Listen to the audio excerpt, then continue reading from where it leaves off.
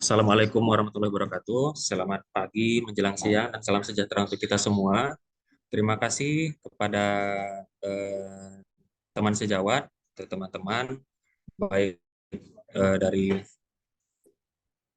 dari dokter, dari perawat, atau dari kalangan awam yang telah bergabung di webinar kita pada pagi hari ini menjelang siang dengan tema yang akan kita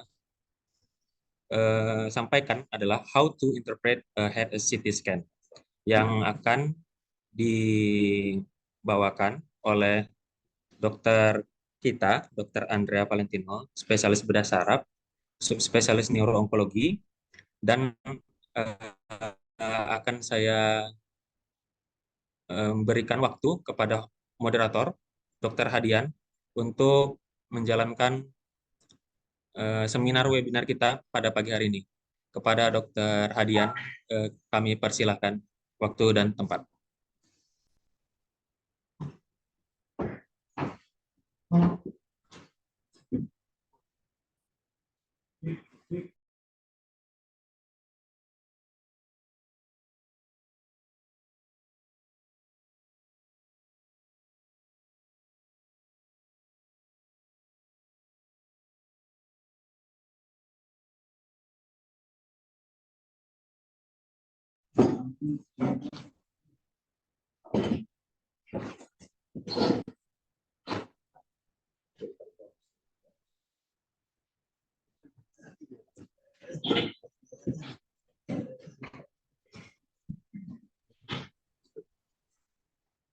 Baik, bismillahirrahmanirrahim. Assalamualaikum warahmatullahi wabarakatuh.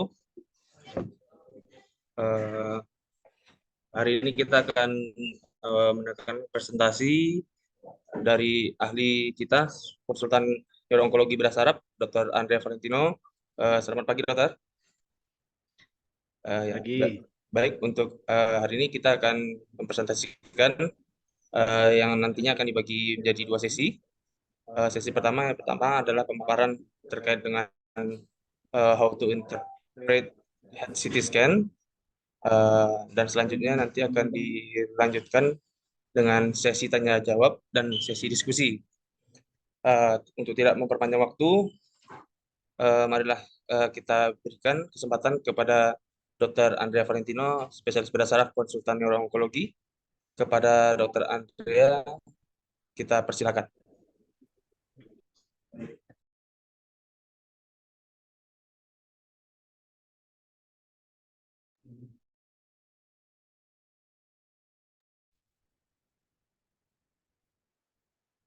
Tes, apakah suara saya terdengar? Terdengar semua? Oke. Oke.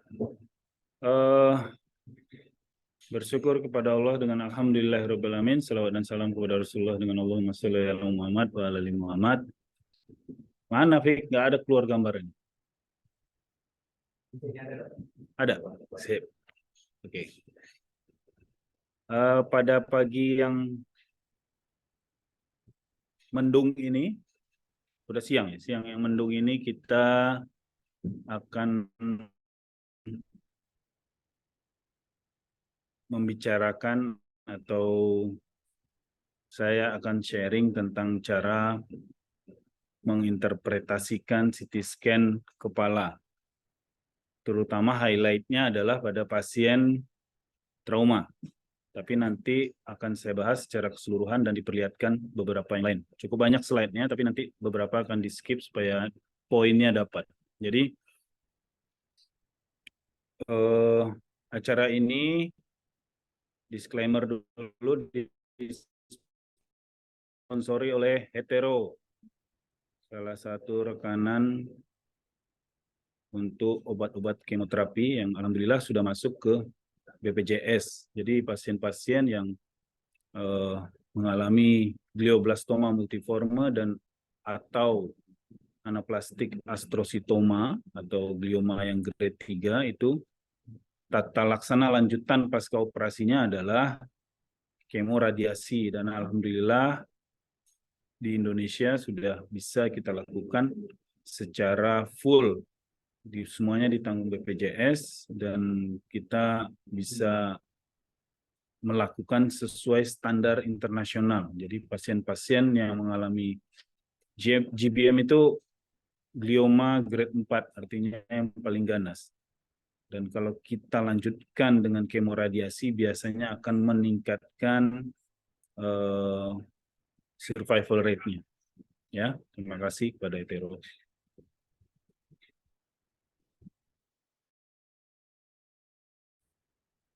Next slide.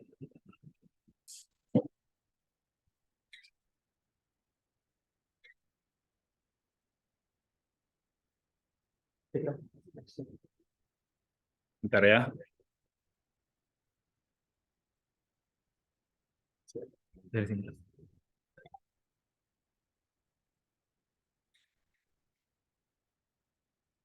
Nah, ini.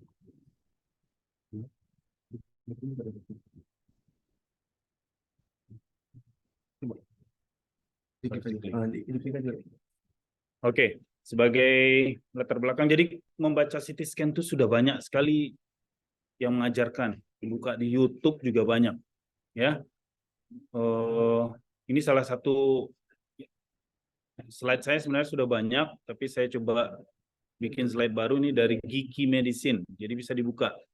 Jadi sekarang cara belajar sudah banyak banget, dan kita bisa belajar dari mana saja.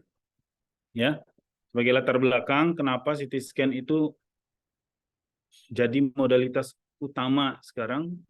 Karena pasien trauma di Indonesia cukup banyak. Jadi hampir semua IGD di rumah sakit itu dipenuhi oleh pasien trauma, dan CT scan adalah modalitas utama atau golden standar untuk pemeriksaan pada pasien-pasien dengan cedera kepala. Nah, pada pagi ini kita akan diskusi bagaimana cara membaca CT scan, menginterpretasikannya, dan apa saja kelainan-kelainan yang akan ditemukan. Ya.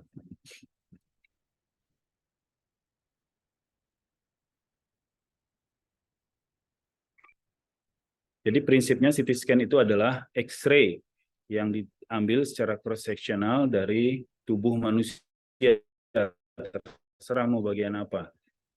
Kepala, abdomen, toraks, itu bisa dilakukan CT scan. Prinsipnya sama dengan X-ray, dan dia akan menampilkan gambaran sesuai dengan perbedaan jenis jaringan. Apabila sinyalnya lebih lemah dideteksi, maka gambarannya akan lebih hypodense atau lebih putih. Nah, value-nya atau nilainya itu dinilai dengan Hounsfield unit namanya. Ini sebagai pengetahuan saja. Jadi konsep dasar dari pemeriksaan penunjang itu, jadi tugas kita dokter itu, apalagi yang sedang belajar ya, koas, residen, kalau dapat pemeriksaan penunjang, tugasnya dua. Satu, mendeskripsikan. Dua, ngambil kesimpulannya. Jadi harus bisa mendeskripsikan. Beda kalau kayak udah kerja ya udah langsung, oh ini EDH.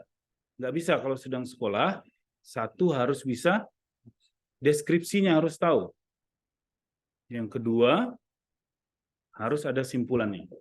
Jadi bedakan kalau sudah kerja, sudah langsung kita langsung simpulannya apa.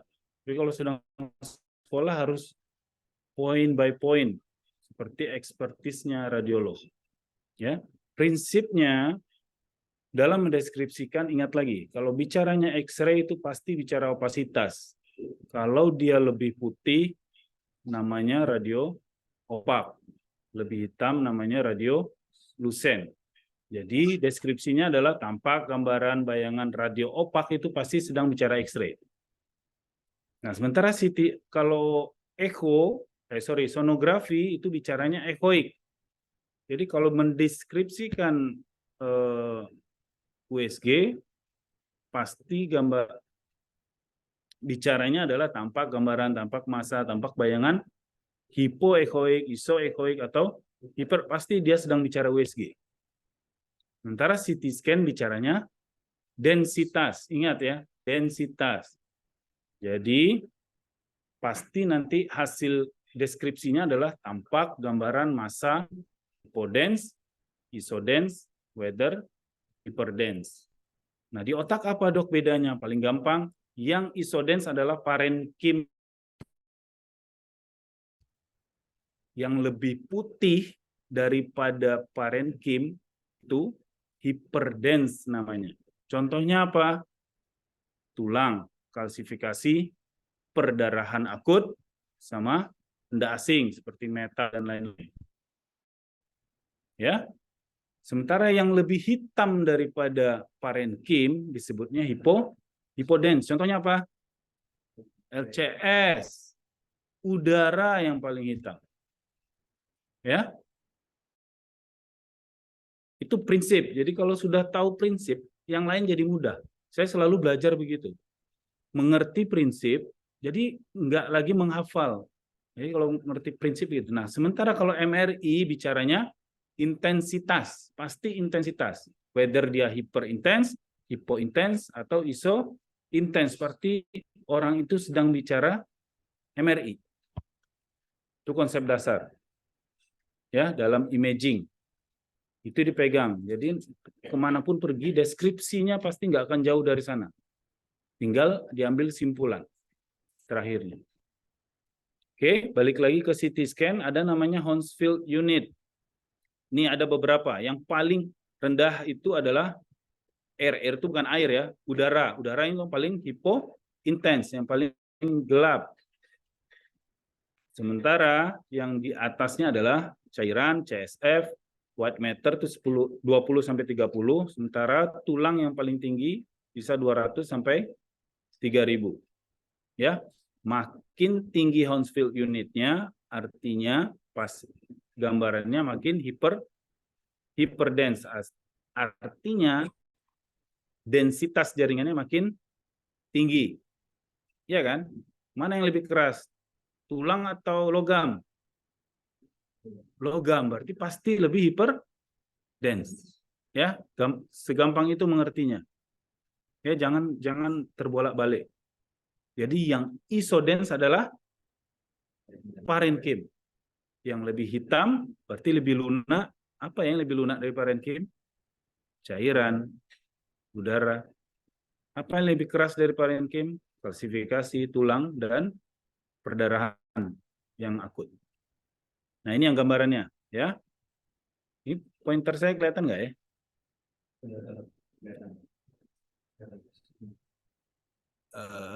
Kecil kali. Ya, oke. Ini udara lebih hitam, white matter, gray matter di tengah-tengah, abu-abu, yang paling gelap adalah tulang contohnya. Nah, approach-nya gimana membacanya? Banyak versi. Ada yang mengajarkan ABCDE. Ada yang blood can be very bad. Nanti ada urut-urutannya. Blood berarti cari darahnya. Ya. Nanti seperti itu urutan-urutan. Nah, saya mengajarkannya selalu begini. Systematical approach-nya yang paling gampang nomor 1 kita baca adalah identitas pasien. Ya. Jadi kalau melaporkan CT scan secara utuh adalah hasil CT scan Tuan X, usia sekian, dilakukan di rumah sakit X, tanggal sekian dengan potongan. Next-nya adalah view-nya atau plane-nya. Potongannya apa?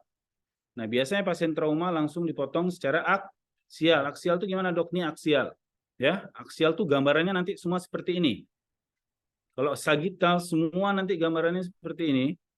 Kalau koronal seperti ini. Gimana ngafalinnya dok? Aksial itu aksis sumbu X ditarik dari OM line, orbito meatal line. Ditarik garis, dipotong tegak lurus, dilihat dari atas gambarannya seperti ini. Kalau sagittal itu sutura sagittalis dipotong sejajar, dilihat dari samping gambarannya seperti ini. Kalau koronal dari sutura koronaria dipotong ke depan dan ke belakang, dilihat dari depan gambarannya semua seperti ini. Ini ilustrasinya. Gampang ya ngafalinnya ya. Aksial, sagittal, koronal. Tapi untuk trauma cukup aksial. Ya. Jadi nanti biasanya CT scan trauma itu gambarannya semua murni aksial. Paling skanogram pertamanya aja yang muncul di sebelah kiri atas itu yang sagittal. Ya. Dan di sampingnya ada skala nanti. Jadi, saya ulangi. CT scan Tuan X umur 60 tahun dilakukan di rumah sakit X dengan potongan aksial sejajar OM line dengan jarak antar slice biasanya 5 mili standarnya. Ya, didapatkan titik 2 mulai dengan soft tissue yang paling luar. Ya, di luar tulang. Nanti kita lihat seperti apa. Dilanjutkan dengan tulangnya. Cari kalau soft tissue berarti kalau trauma kita mencari whether ada swelling atau enggak. Penanda apa swelling? Berarti di situ lokasi jejasnya, berarti di situ impact-nya. Apa yang dipikirkan kalau impact? Ya di situ mungkin nanti frakturnya. Ya di situ mungkin nanti ada EDH-nya atau ICH-nya. Masih mungkin nggak kontralateralnya, dok? Mungkin, namanya Q dan kontra Q. Jadi otak itu ada seperti bola yang di dalamnya isinya cairan yang lebih lunak, atau gambarannya bola di dalamnya ada balon, di dalamnya ada air. Jadi bisa bergerak air di dalamnya.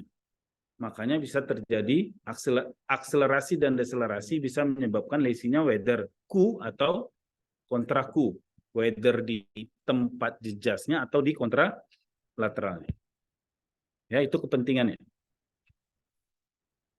Bone, tulang apa yang dicari? Sudah jelas, diskontinuitas tulang. Berarti deskripsinya gimana? Tampak, kalau soft tissue, tampak soft tissue swelling di regio mana? Kalau tulang, tampak diskontinuitas tulang, bentuknya apa? Biasanya cuma 2 tuh, whether dia linear atau depres. Kalau linear, frakturnya sama rata begini, patah saja. Kalau depres, tulangnya masuk ke dalam tulang. Oke? Ingat itu. Ya. Linear atau depres. Ada jenis-jenis lain itu stelat atau apa, itu bagian lain. Tapi itu saja 2 yang paling sering. Terus apa lagi yang dibaca? Sulcus dan gyrus. Apa yang dinilai? Sulcus gyrusnya normal atau tidak? Kenapa sih yang dinilai? Untuk melihat pasien-pasien trauma biasanya sulcus gyrusnya kompres atau tertekan. Ya. Terus selanjutnya kita cari perdarahannya, apa jenis perdarahannya, apa ini EDH, ICH, nanti kita sama-sama belajar. Ya. Selanjutnya yang dinilai adalah ventricle, jadi masuk dari luar ke dalam. Ya. Soft tissue, tulang, sulcus gyrus, jenis perdarahan, ventricle di tengah-tengah, nanti kita belajar mana lateral, mana yang 3, mana yang 4, sisterna basal, nanti saya ajarkan mana itu sisterna basal dan apa gunanya. Terakhir baru midline shift. Jadi nggak ada yang ketinggal. Jadi kalau kita ikut sistematik ini nggak akan ada yang ketinggal baca CT scan. Jadi nggak cuma mencari, oh ini nih, ada nampak, nanti yang kelewat yang lain. Tapi kalau kita mencarinya urut, insya Allah nggak ada yang kelewat. Ya. Oke. Nah ini sedikit anatomi ya. Skin. Jadi anatominya di kepala itu yang paling luar adalah scalp, skin, yang paling luar connective tissue jaringan ikat, loose aponeurosis sesudahnya yang bagian yang tebal di bawah jaringan ikat. Setelah itu loose areolar tissue yang mudah dikletekin itu, ya itu namanya loose areolar. Di bawahnya periosteum. Kalau di kepala namanya pericranium, ya. Hampir semua tulang di tubuh kita tuh dilapisi oleh periosteum. Nah, di kepala namanya pericranium. Nah, di bawah itu baru tuh tulang. Di bawah tulang ada lapisan meningen namanya. Ingat lagi pelajaran basicnya, terdiri dari dura mater, arachnoid, pia mater. Apa kepentingannya belajar ini? Supaya ingat, mudah mengingatnya. Oh, apa sih EDH itu? Ternyata Kalau di bawah tulang itu ketemunya dura mater. Ruang antara tulang dengan dura mater disebut ruang epidural. Makanya perdarahannya namanya EDH. Ruang antara dura mater dengan arachnoid disebut ruang subdural. Makanya dia loose semua itu ruangan itu kecuali dura menempel di beberapa tempat, terutama di sutura, makanya bentuknya jadi biconvex. Nanti kita bicara belakangan. Balik lagi saya bilang, ruang antara tulang dengan dura disebut ruang epidural, makanya perdarahannya epidural hematom. Ruang antara dura dengan arachnoid disebut ruang subdural, makanya nama perdarahannya subdural hematom atau hemorrhage. Jadi buka dura dulu baru ada darah. Itu berarti SDH. Ruang antara arachnoid dengan pia mater normally berisi LCS dan pembuluh darah. Makanya kalau perdarahan namanya SAH, subarachnoid hemorrhage, atau SAB, subarachnoid bleeding. Paham ya? Normalnya itu isinya. Jadi SAH itu trauma aja, Dok? Enggak. Justru banyaknya yang non-trauma. Contohnya aruptur aneurisma.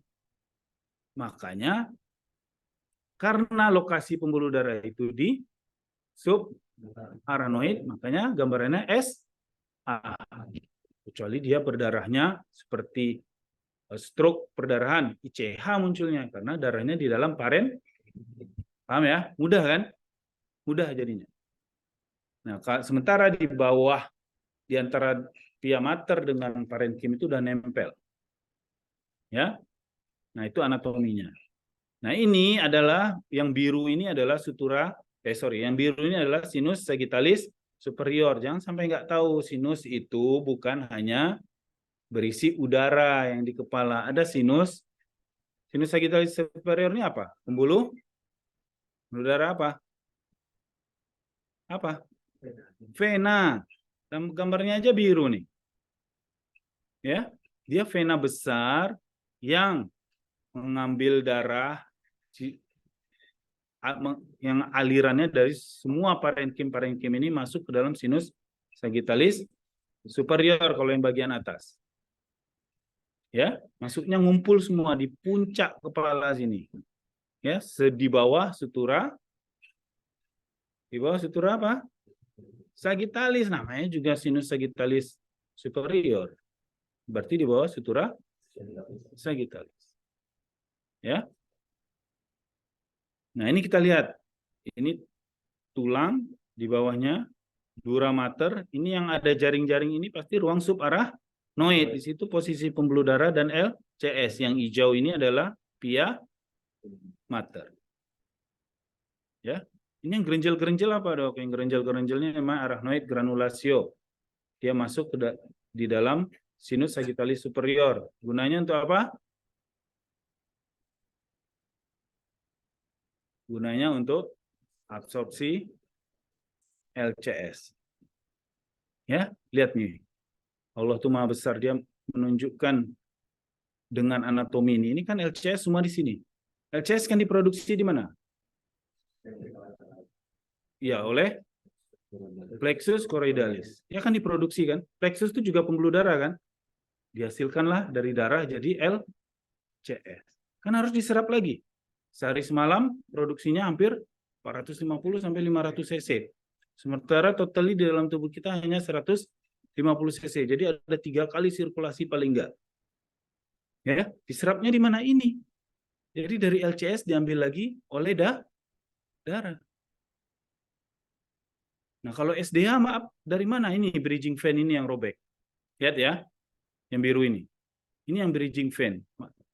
Vena-vena yang nempel ke sinus sagittalis superior. Ini kalau robek, cedera, itu yang jadi SDH pada orang tua biasanya. Ya, trauma juga bisa. Nah, ini teori lagi, doktrin menurut Kelly, kita cepat saja, bahwa space, ruang intrakranial itu volume adalah suatu kompartemen dengan volume yang tetap. Nggak bisa bertambah. Sorry, bisa bertambah, tapi volumenya tetap segitu. Kalau bertambah berarti harus ada yang dikorbankan. Yang pertama dikorbankan adalah Mana dulu? Darah dan LCS. Lama-lama nggak bisa lagi, dia akan tidak bisa lagi kompensasi, namanya dekompensasi ya kan? Yang dikeluarkan berikutnya adalah apa? Otak, makanya namanya herniasi. Gampang kan? Jadi udah nggak, contohnya apa? Ada perdarahan. Nggak bisa lagi dikompensasi karena dia fix volume. Terpaksa yang dikeluarkan otak, itu yang namanya herniasi. Kalau udah herniasi sudah selesai. Ya, apa saja komponennya? Parenkim otak, darah, dan RCS. Dah. Nah ini tipe-tipe perdarahan. Ada ekstradural atau epidural hematom. Ini posisinya di luar dan konveks bentuknya. Ada subdural, dia bentuknya konkav atau crescent shape seperti bulan sabit. Ada subarachnoid yang mengisi sulcus, gyrus, cisterna. Itu subarachnoid. Ada ICH atau intracerebral hemorrhage, dia di dalam parenkim. Nah, EDH khasnya adalah, tadi sudah saya jelaskan ya, ada perdarahan di antara tulang dengan dura mater. Biasanya karena trauma ini, contohnya pasien ini ada fraktur di parietal sebelah kanan. Ya, kenapa dia bentuknya biconvex? Karena ada beberapa tempat dura itu nempel dengan tulang. Makanya dia akan confine di dalam itu saja, susah dia ngelewatinnya. Makanya bentuknya biconvex. Ya. Ini paling banyak epidural itu berdasarkan dari, bukan paling banyak. Biasanya berasal dari robekan arteri meningia media. Di mana dok nih? Di temporal bawah sana keluarnya. Arteri meningia media. Atau cabang-cabangnya. Itu yang robek yang bikin jadi EDH. Ya. Nah, kalau subdural gimana gambarannya? Dia bisa melewati sutura, bentuknya bikonkav atau lensa cekung atau crescent shape, dan dia biasanya menyebabkan midline shift yang hebat. Kenapa ya? Ya karena dia loose. Kalau tadi kan masih ada tempat lengketnya tuh dura dengan tulang kan, makanya confine di situ aja. Sementara subdural itu dia loose, bisa menyebar tekanannya ke seluruh permukaan otak. Oke, subdural hematom itu kalau dia lama-lama, kalau akut dia gambarannya akan hiperdense seperti ini. Kalau lebih dari 3 minggu gambar dia jadi kronis, darah lama-lama akan lisis. Makanya gambarannya bisa, kalau kronis gambarannya bisa jadi hipodense. SDA kronis dia. Ya. Nah, ini SAH mengisi sulcus, ini namanya sylvian fissure atau sulcus lateral. Ini yang disebut dengan cisterna basal, ya. Cisterna basal. Ini mengisi, ini kan harusnya hipodense, isinya LCS. Nah, sekarang jadi hiperdense, itu disebut subarachnoid hemorrhage. Penyebabnya bisa trauma atau ruptur aneurisma. Klinisnya apa kalau ruptur aneurisma? Thunderclap headache namanya. Atau biasanya pasien bilang, this is the worst headache in my life. Ya, di textbook dibilang begitu. Ya, kalau udah berat, dia bisa jadi tidak sadar dan menyebabkan kematian. Kalau ICH bagaimana? ICH itu di dalam parenkim seperti ini. Ya, nanti kita lihat beberapa gambarannya. ICH bisa juga menyebabkan darahnya masuk ke dalam ventricle, namanya intraventricular hemorrhage. Nah, ini yang tadi cisterna, suprasellar cistern dan ambient cistern ini adalah pembentuk dari basal cistern atau cisterna basal. Jadi ini yang dinilai.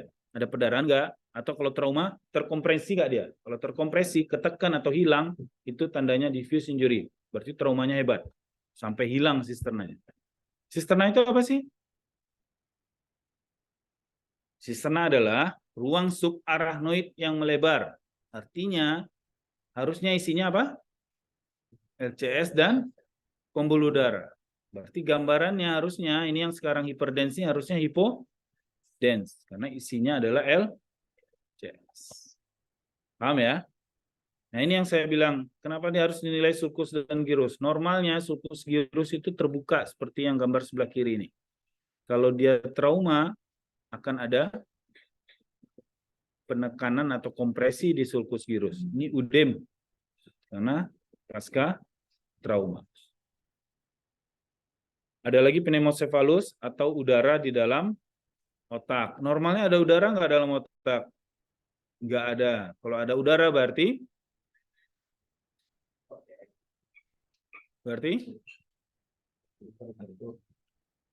ada robekan di dura sehingga udara bisa masuk. Biasanya pada pasien apa? Fraktur basis kranii. Fraktur basis kranii yang anterior dan media keluar apa? LCS kan di depan. Kalau anterior keluar namanya rhinore. Kalau media keluar namanya otore. Kalau ada LCS yang keluar, hampir pasti robek dura. Makanya udara masuk dari situ. Paham ya? Gampang jadinya. Nah, ini yang saya bilang tadi. Saat darah di dalam otak nggak bisa lagi dikompensasi volumenya, ya kan? Tadi kan fixed volume. Nggak bisa dikompensasi lagi tekanannya, maka yang dikeluarkan berikutnya adalah otak, namanya herniasi. Herniasi itu jenisnya macam-macam. Ada namanya subvaksin. Dari perdarahan di sini, biasanya di frontal perdarahannya, dia akan otak yang di sebelah sisi yang terkena itu akan bergeser ke sisi kontralateralnya melalui di bawah falx cerebri, namanya subvaksin. Kalau unkus yang ini, biasanya lesinya di temporal base. Unkus itu kan bagian dalamnya itu udah ada bagian yang namanya ungkal atau unkus. Jadi kalau ada darah di temporal, nggak bisa lagi dikompensasi, keluar dia si ungkusnya ini ke bawah, namanya herniasi ungkal. Lazim pada pasien-pasien EDH di temporal.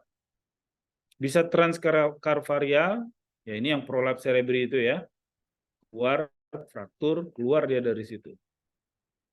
Dan bisa juga tentorial, tekanannya tinggi di atas, lewat dia melalui tentorium. Tentorium itu tentorium itu dura mater yang memisahkan antara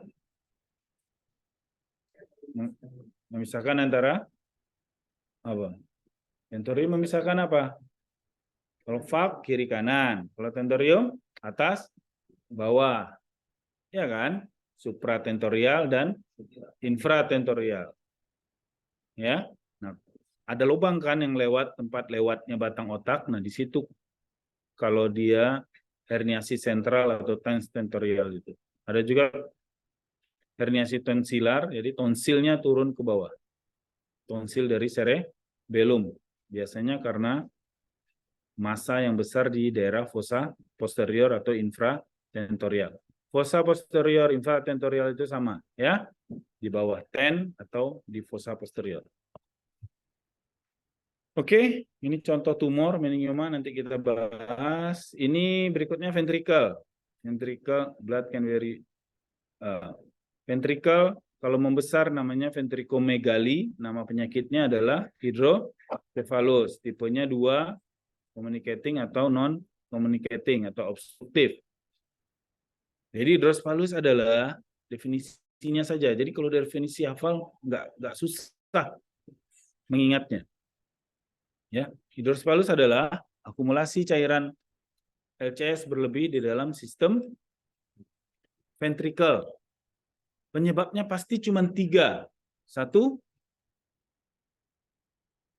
apa?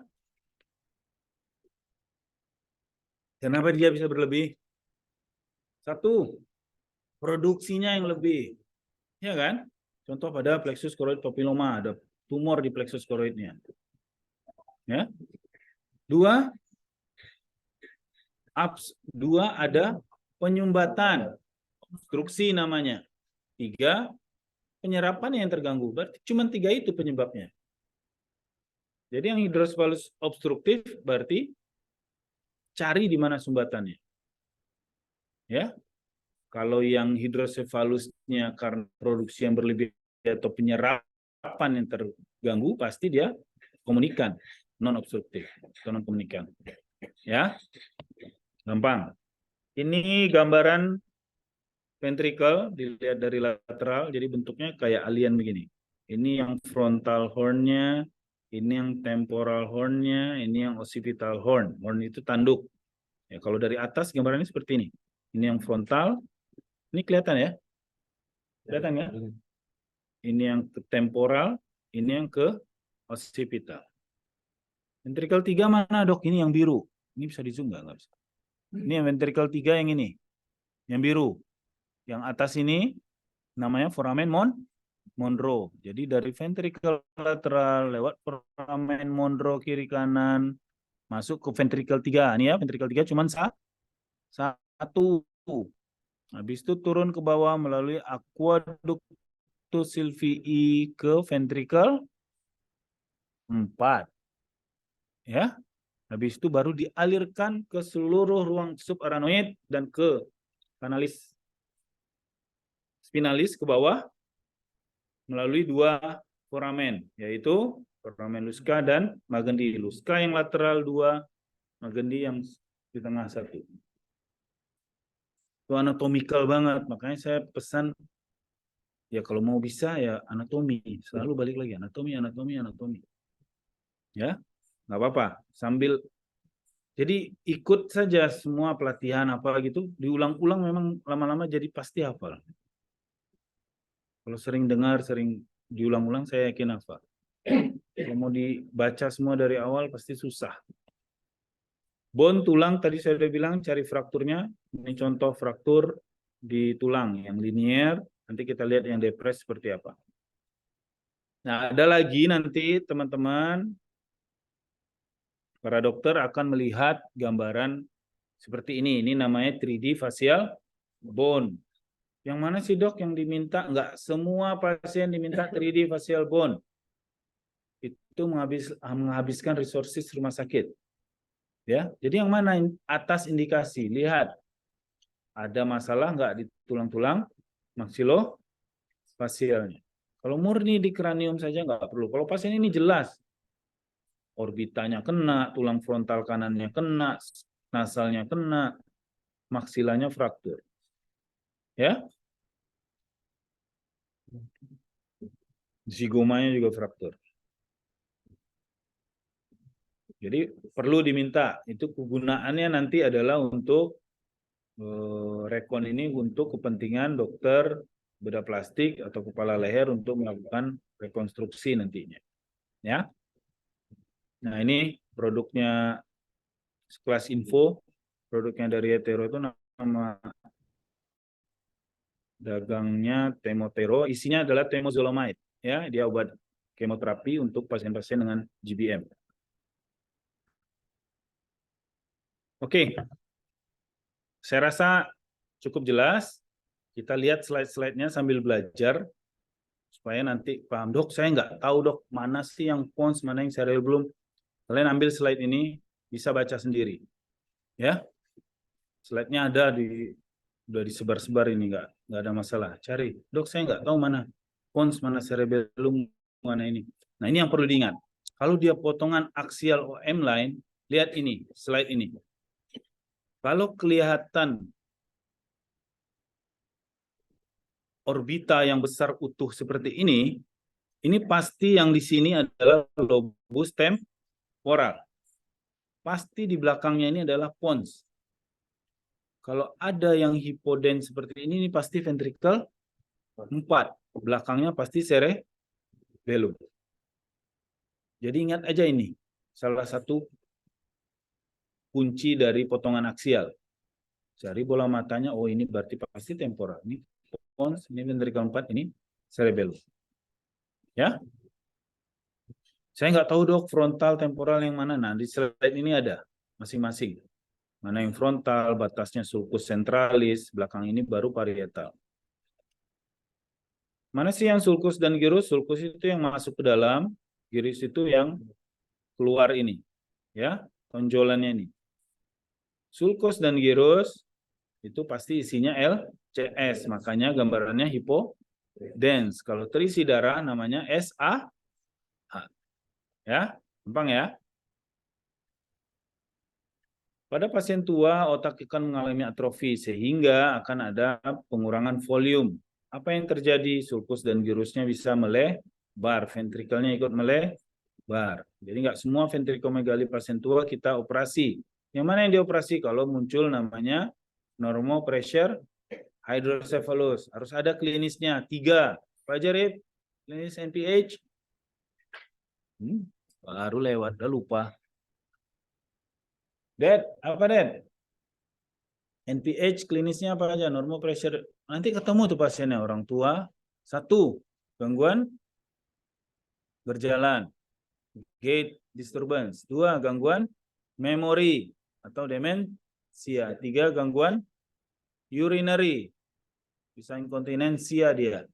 Kalau ada 3 gejala itu dengan pelebaran ventrikel, mungkin ini suatu NPH, normal pressure hydrocephalus. Nah, itu yang advance-nya ya. Sekalian saya ajarin. Ini lihat, ini falx cerebri. Falx itu apa sih, Dok? Falx itu adalah dura mater yang menebal, yang memisahkan hemisfer kanan dan kiri. Oh ya, diingat ya. CT scan itu konsensusnya sebelah sini adalah kanan, sebelah sini adalah kiri. Selalu ingat itu. Kalau ragu cari di sini yang ada tulisannya R, di sini mesti ada tulisannya L, right dan left. Ya, ini yang saya bilang tadi, falx itu memisahkan kiri kanan, tentorium memisahkan supraten dengan infratentorial. Ya, kita skip aja ini. Ini kalau mau lihat row-row-nya dari CT scan itu kan ada beberapa. Nah, ini biasanya urutannya seperti ini. Makin ke puncak, makin ke atas begini dia makin kecil. Ya. Ini gambaran lengkapnya. Kalau potongan dari bawah, mulai dari sinus maxillaris, dari nasal, dari cervicomedullary junction, naik ke atas. Terus ke atas. Nah, ini yang saya bilang tadi. Kalau ada bola mata, ini pasti apa? Ini pasti? Ini pasti? Ventrikel 4, ini pasti Jadi nyari ventrikel 4, cari bola mata. Ventrikel 4 berarti di depannya, belakangnya, gampang kan? Jadi jangan nanti dilihatin CT scan mana ventrikel 4, nah dicari di atas. Di puncak kepala nih dicarinya, mana akan ketemu. Kalau nyari ventrikel 4, cari bola mata, cari pons sama cerebellum. Oke, simple. Ini yang dibilang tadi basal cistern, suprasellar cistern sama ambient cistern kiri kanan. Kalau dia terkompresi ya ini suprasellar cistern, ambient cistern kiri kanan, ini yang kalau terkompresi penanda bahwa dia terjadi udem cerebri berat. Ya, hilang. Ventrikel 3 mana gambarannya? Ini ventrikel lateral, 3 seperti ini. Ya, ini bukan ventrikel, ini sister. Nah. Ya. Oke, kita skip saja. Kalau mau baca lebih lengkap, ternyata di gambaran ini tuh bisa lihat ganglia basal. Ya, ini kalau kita ngelihat kayak gini aja kayak putih hitam ya. Paling luar ini namanya substansia grisea yang luar. Di dalam ini adalah substansia alba. Alba itu apa sih? Akson-aksonnya, white matter-nya. Nah, di dalam sini ada yang namanya ganglia basal. Ini dia. Kalau dilihat di slide ini, yang dekat ventrikel ini namanya nucleus caudatus. Ini globus pallidus dan putamen. Yang ini thalamus. Ya, itu nanti saja. Kita baca CT scan trauma aja. Ya, ini urut-urutannya. Saya rasa di skip saja. Nah, ini tadi ventrikel lateral. Plexus choroid, gambarannya klasifikasi, nanti kita lihat slide. Nah, ini yang bagus. Ini ventrikel lateral, potongannya bagus banget. Pas di foramen Monro. Kelihatan dia masuk ke ventrikel 3. Ya. Oke. Ini gambaran ventriculomegaly. Ventrikel lateralnya besar, 3-nya besar, 4-nya besar. Artinya hidrospalusnya besar semua berarti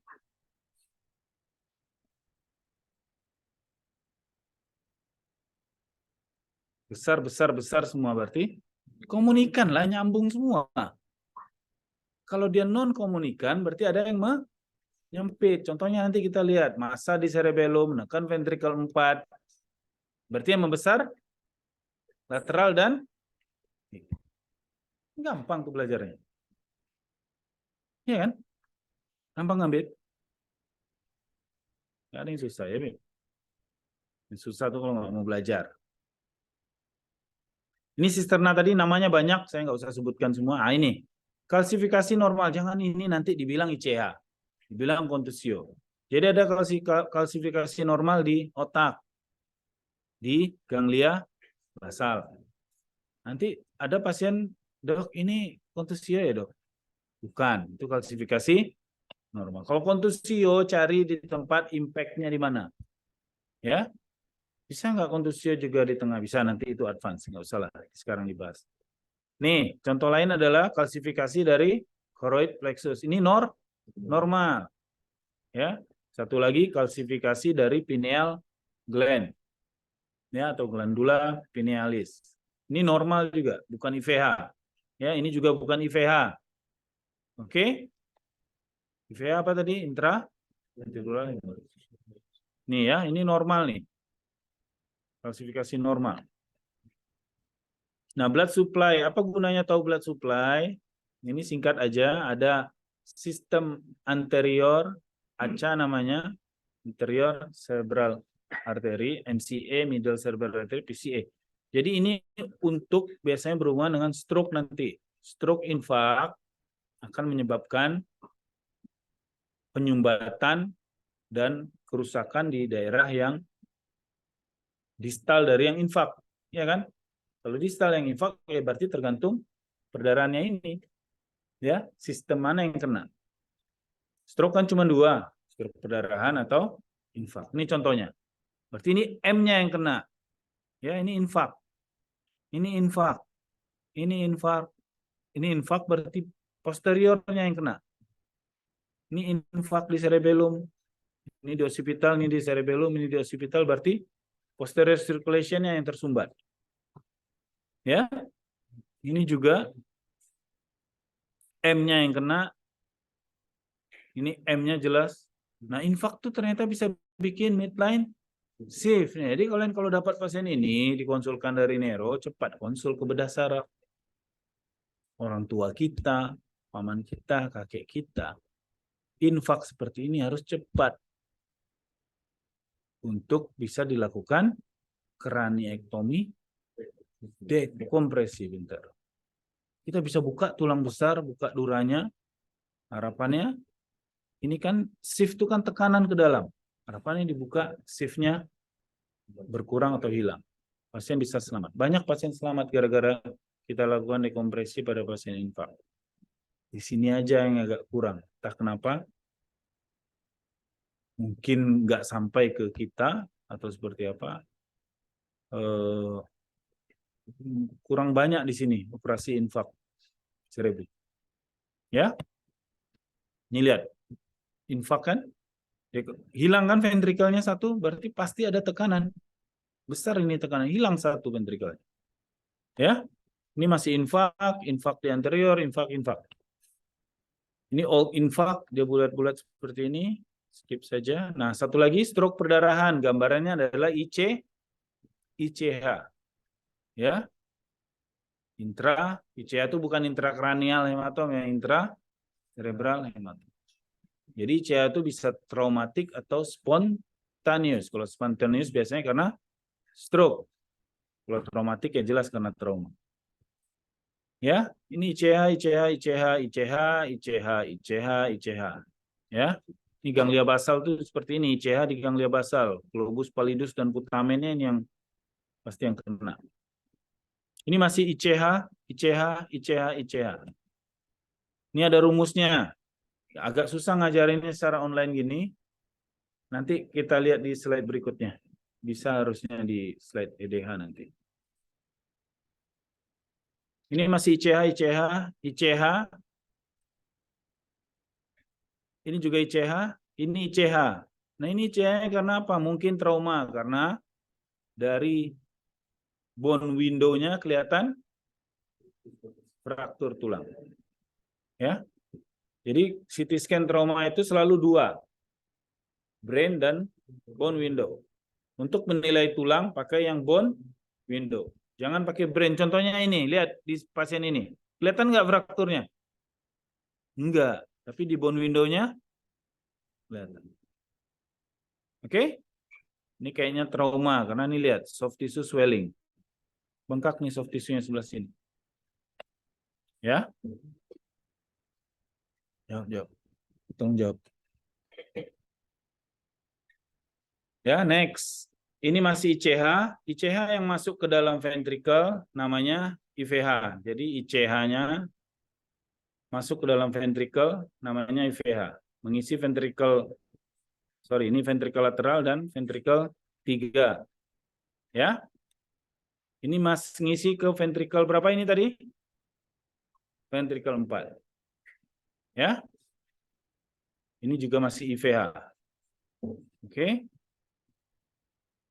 Ini juga masih gambaran IVH, ini di ventricle 3.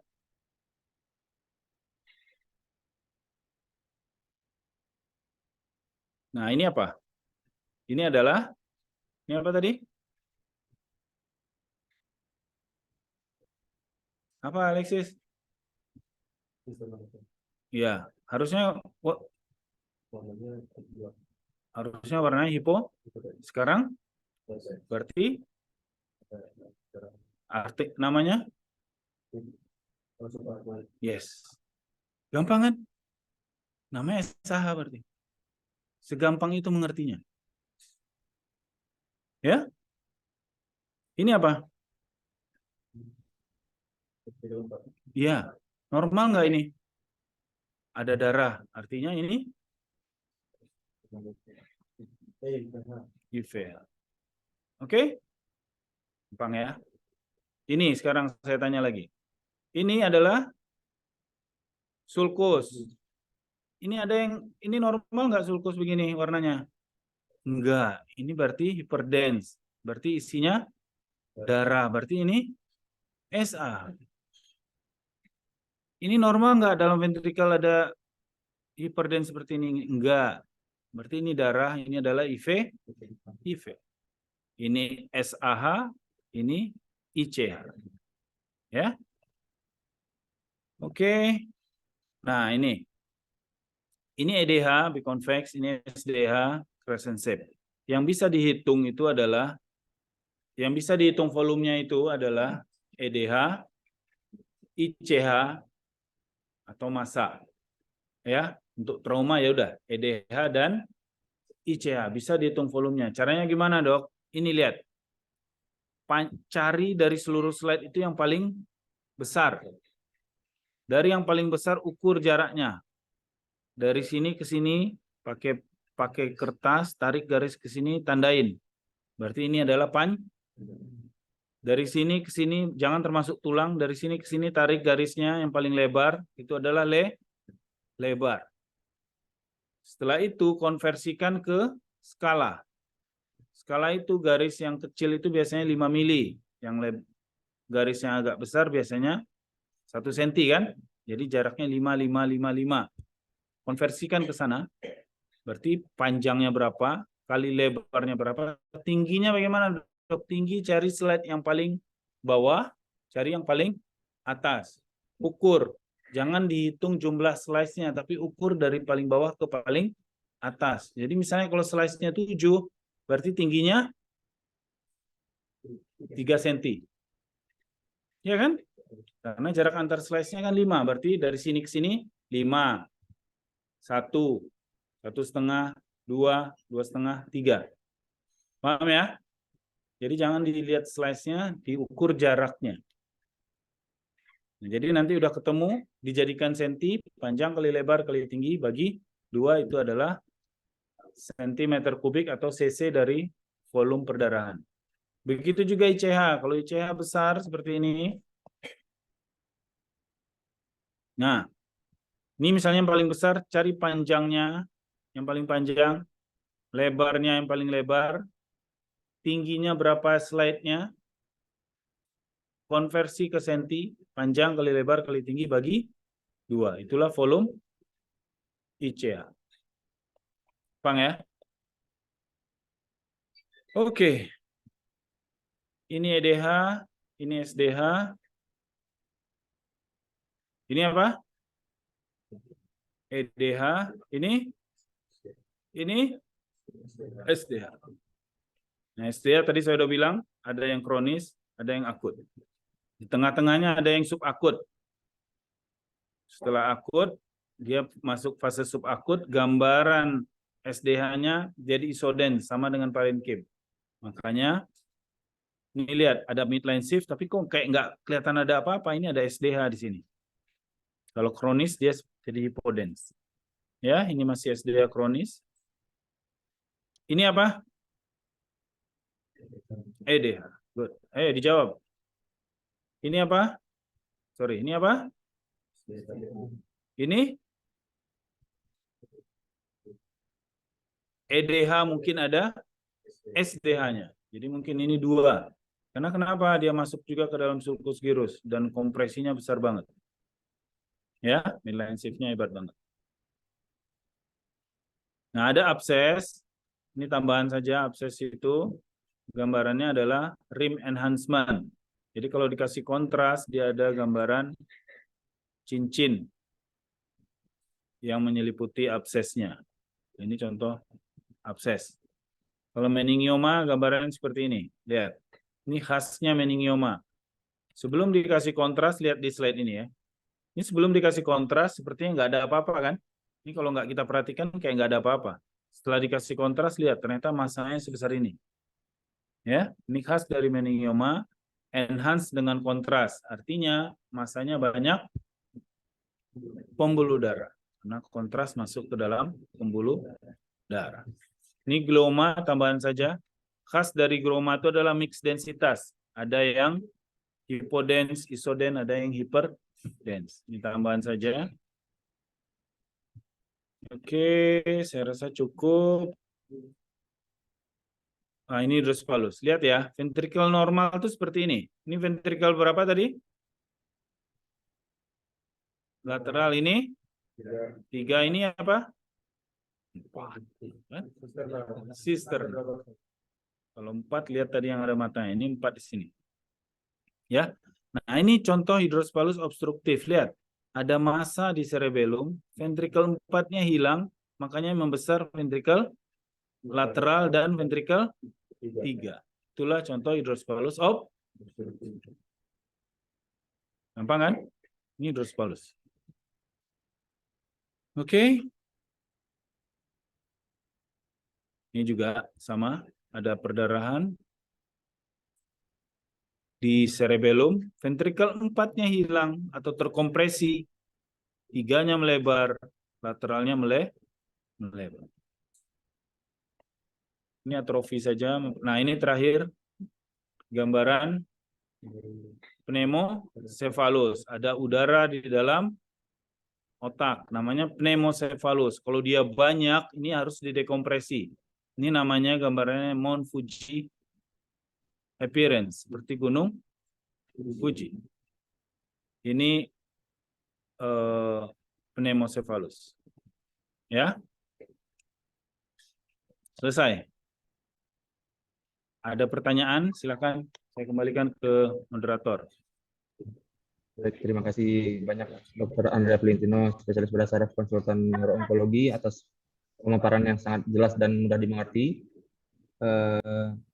Untuk selanjutnya kita masuk ke sesi tanya jawab bagi para peserta yang ingin menanyakan terkait dengan presentasi yang telah disampaikan tadi. Mungkin bisa raise hand atau menyampaikan di kolom komentar terlebih dahulu biar bisa kita arahkan bagi peserta yang ingin bertanya. Silakan.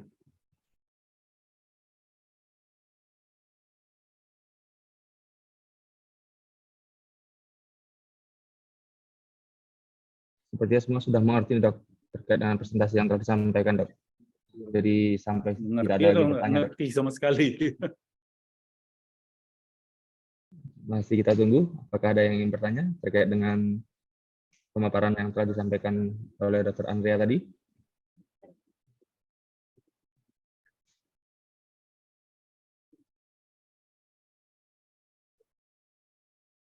Oke, kepada peserta Intan Kamaladina, silakan jika ada yang ingin bertanya.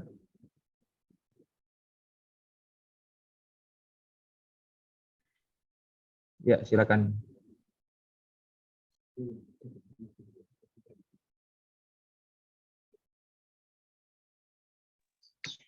Assalamualaikum warahmatullahi wabarakatuh. Ucapkan dahulu narasumber kita, Dr. Andrea Valentino, spesialis saraf, spesialis bedah saraf, yang mana beliau juga adalah guru saya. Saya juga merupakan alumni dari FK Undri angkatan 2009, dokter. Terima kasih banyak dokter atas ilmunya pada hari ini. Izin bertanya dokter, saya ingin bertanya mengenai cara ini dokter membaca untuk interpretasi apakah adanya subarachnoid hemorrhage dokter dari CT scan. Kami sering mendapati kadang-kadang agak tricky dokter dalam menentukan apakah pasien itu mengalami suatu subarachnoid hemorrhage atau tidak dokter. Soalnya kadang pada CT scan tersebut untuk sulcus dan girusnya kadang tidak terlihat seperti ada terisi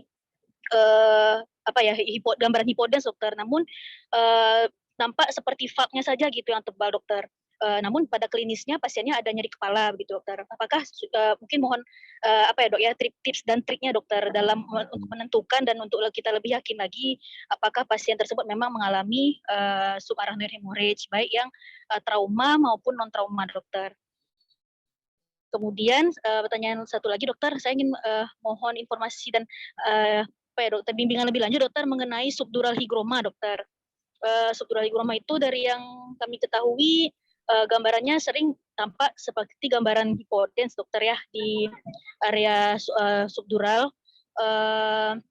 Namun kadang-kadang tidak ada gejala yang berarti dokter, misalnya seperti nyeri kepala atau bagaimana. Dan biasanya bagaimana decision makingnya dokter, kapan pasien dengan kita kecurigaan subdural hygroma itu perlu mungkin dari kami konsul bedah saraf misalnya untuk pertimbangan tindakan. Kapan biasanya perlu dilakukan tindakan gitu dokter dari bedah saraf. Terima kasih dokter atas kesempatannya. Assalamualaikum warahmatullahi wabarakatuh. Waalaikumsalam. Intan di mana sekarang Intan dinasnya? Udah pergi Intan. Mana dia tadi? Dokter, sekarang saya sedang lanjut residen dokter PPDS di Universitas Syah Kuala, dokter neurologi. Oh, alhamdulillah. Neurologi di Syah Kuala ya. Ya dokter. Harusnya lebih jago dari saya baca CT scan. Ya, dokter. Di semester berapa sekarang Intan? Semester 4 dokter. Oke, dua pertanyaan ya. Satu masalah SAH, yang kedua subdural hygroma. SAH, oke kita lihat. Ini slide saya muncul nggak ya? Muncul kan? Oke. Muncul.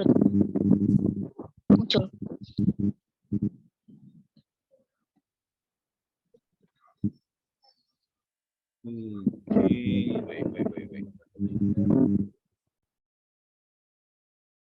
Jadi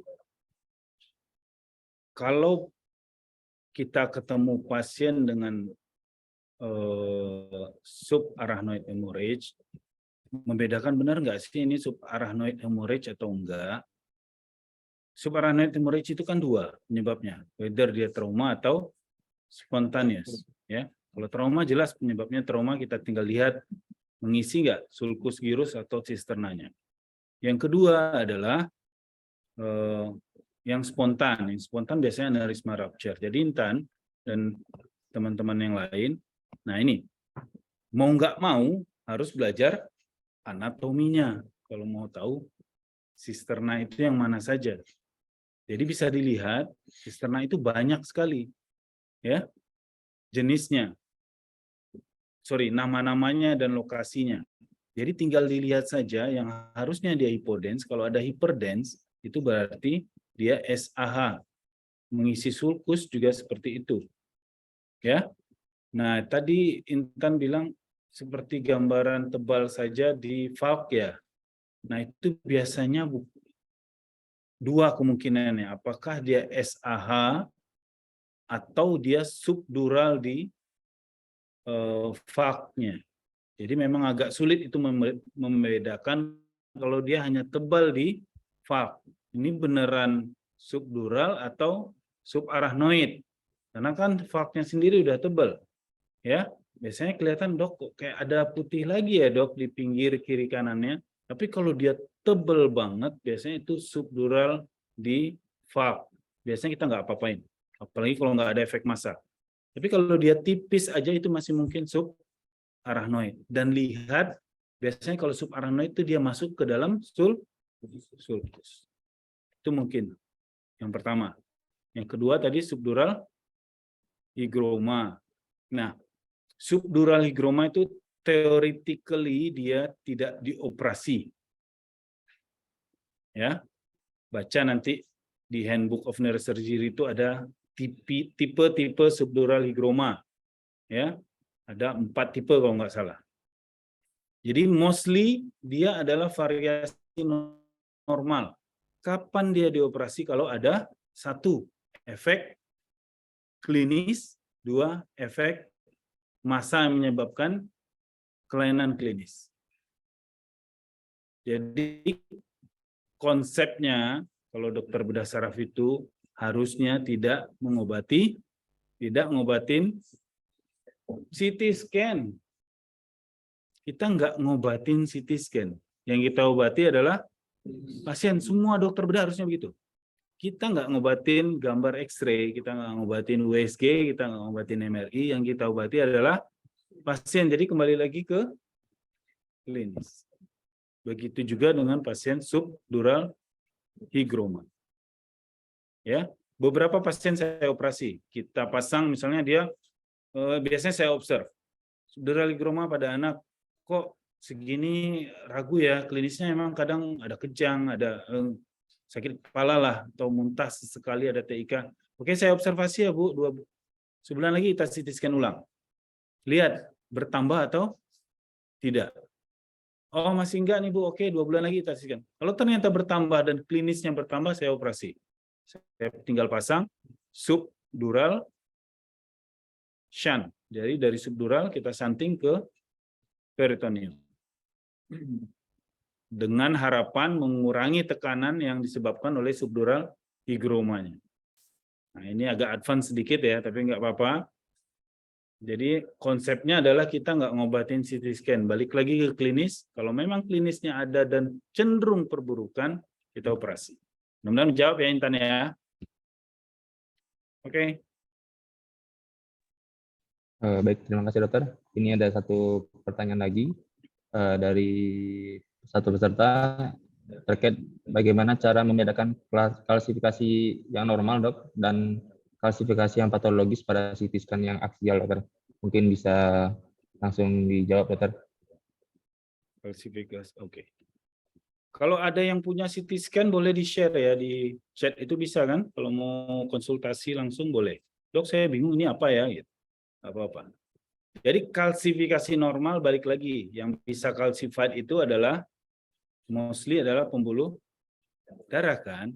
Iya kan? Nah, balik lagi ke anatomi lagi. Jadi kalau kayak ganglia basal seperti ini, dia membedakan apa tadi? Kalsifikasi normal dengan klasifikasi patologis itu apa ya? Tumor mungkin ya.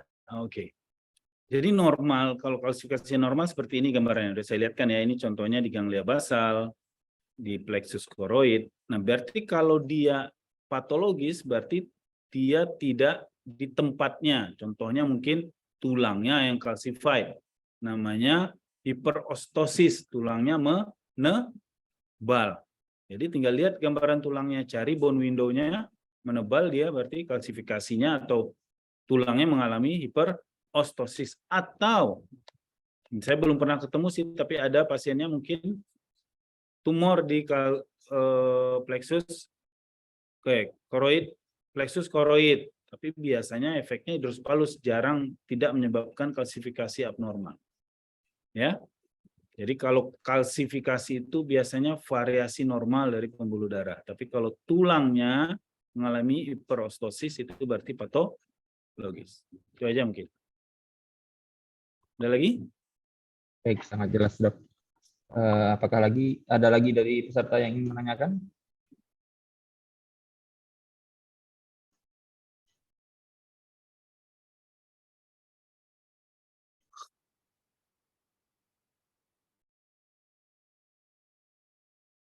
Dari peserta residen dan POS, mungkin ada yang bertanya secara langsung kepada Dr. Andrian, saya persilakan.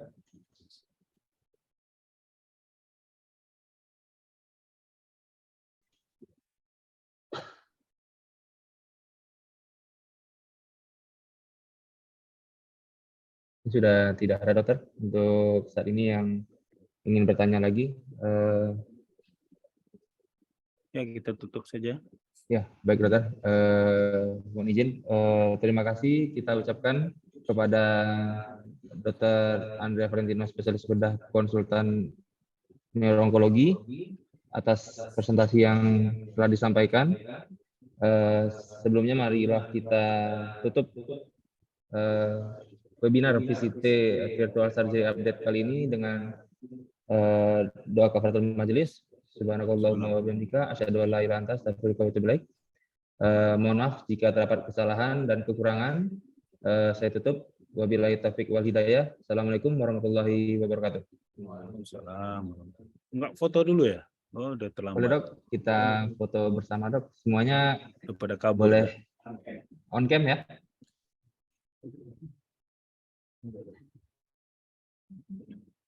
On cam dulu. Yang